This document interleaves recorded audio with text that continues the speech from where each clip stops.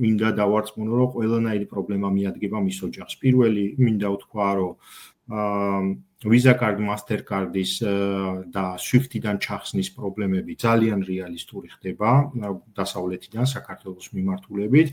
ეს აისახება როგორც ემიგრაციიდან გადარიცხულ ფულზე, აისახება საერთოდ ყველაფერზე, ფულის გაგზავნაზე ზოგადად.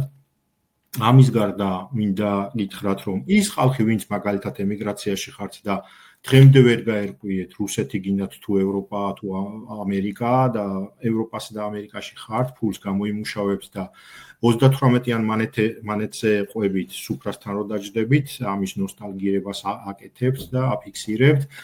მინდა გითხრათ, რომ ხვალზე გამუშავდება ემიგრაციის კანონი ყველა 27 ევროპის ქვეყანაში, რაც გამოიწვევს ყველა არალეგალის, არა მარტო ქართველების, რა თქმა უნდა, ყველასი დადეპორტებას, ამისთვის ფულია